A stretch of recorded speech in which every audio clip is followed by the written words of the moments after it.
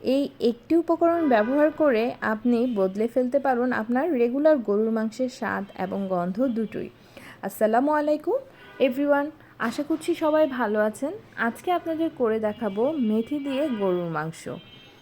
এখানে আমি প্রায় 1.5 কেজি মতো গরুর মাংস নিয়েছি। অ্যাড করে দিচ্ছি আদা বাটা, রসুন বাটা, পেঁয়াজ কুচি, স্বাদ মতো মরিচের গুঁড়ো, হলুদ গুঁড়ো, ধনিয়া গুঁড়ো, এলাচি। আমি এখানে এলাচি গুঁড়ো ব্যবহার করছি, আপনারা চাইলে আস্ত এলাচিটাও দিতে পারেন। দিয়ে দিচ্ছি দারচিনি, আর অ্যাড করে দিব সেই মেথি। মেথিটা আমি ভিজিয়ে বেটে নিয়েছি। এখানে আমি 1.5 কেজি গরুর মাংসের জন্য 1 টেবিল চামচ মেথি ব্যবহার করছি। আপনারা আপনাদের মাংসের পরিমাণ অনুযায়ী মেথিটা কম বেশি করে নেবেন।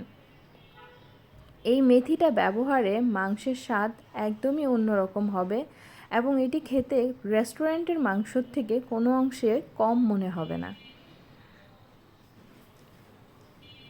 এখন অ্যাড করে দিচ্ছি 2টো তেজপাতা, স্বাদ মতো লবণ। আর একটা ভালো কথা বলে রাখি, এই মাংসটাতে আমি সরিষার তেল এবং সয়াবিন তেল দুটোই ব্যবহার করছি।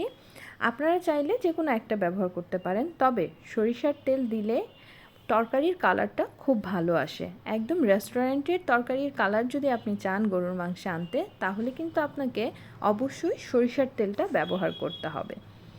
এই তো সবগুলো মশলা আমি খুব ভালো করে মিশিয়ে চুলোয় চলে আসলাম। আমি এখানে চুলোটা মিডিয়াম আঁচে দিয়ে ঢেকে রান্না করব বেশ কিছুক্ষণ। আমি মাংসে কোনো ধরনের পানি ব্যবহার করছি না, কারণ এই মাংস থেকেই অনেক পানি বের হয়ে আসবে। মাংসটা যেহেতু মশলা মেখে তারপর বসানো হয়েছে, তাই আমি বেশ কয়েকবার পানি দিয়ে দিয়ে কষিয়ে নিব।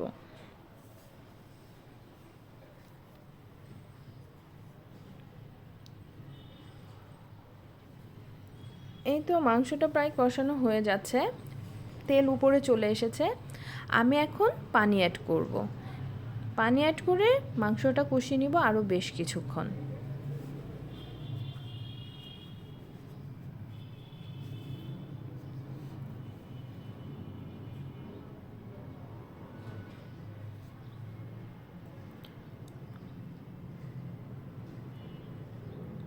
আর এইভাবে গরুর মাংস রান্না করলে এই তরকারিটা আপনি পোলাও, সাদা ভাত, রুটি কিংবা পরোটা যে কোনো কিছু দিয়ে খাবেন, দেখবেন এর স্বাদটা কিন্তু অসাধারণ। এখন আমি এখানে অ্যাড করে দিব কিছু আলু। আমার কাছে গরুর মাংসে আলুটা বেশ ভালো লাগে, তাই আমি এখানে আলু ব্যবহার করছি। আপনারা চাইলে আলু ছাড়াও রান্না করতে পারেন। আলু দিয়ে আমি সামান্য পানি দিয়ে আবার কষিয়ে নিব বেশ কিছুক্ষণ। এই তো আমার কষানো শেষ। এখন আমি অ্যাড করে দিব পানি। এখানে আমি পানিটা একটু বেশি পরিমাণে অ্যাড করছি, আপনারাও আপনাদের প্রয়োজন অনুযায়ী অ্যাড করে নেবেন। এই পানিটাতেই গরুর মাংসটা সেদ্ধ হবে এবং এখান থেকে বেশ কিছুটা ঝোলও থাকবে, তাই আপনারা এখানে পানির পরিমাণটা আপনাদের প্রয়োজন অনুযায়ী দিয়ে দিবেন। ব্যাস, মাংসের প্রসেসিং সব কিছুই শেষ। এখন শুধু মাঝখানে মাঝখানে এসে আমাদের একটু নাড়া দিতে হবে, যেন নিচ থেকে মাংসটা লেগে না যায়। মাংস প্রায় হয়ে এসেছে। নামানোর আগে আমি বেশ কিছু কাঁচামরিচ একটু ভেঙে তারপর দিব। এই কাঁচামরিচটা দেওয়াতে খুব সুন্দর একটা স্মেল আসবে, তাই চেষ্টা করবেন কাঁচামরিচটা দিতে। এই তো আমার রান্না প্রায় শেষ। আস্তে আস্তে তেলটা উপরেও চলে এসেছে। এখন আমি নামিয়ে নিব।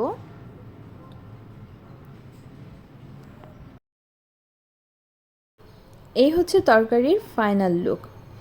আশা করছি আপনাদের আজকের রেসিপিটা ভালো লেগেছে, আপনারা বাসায় ট্রাই করবেন। আর আমার পেজটিকে লাইক অ্যান্ড ফলো দিতে ভুলবেন না। সুস্থ থাকবেন সকলে। আল্লাহ হাফেজ।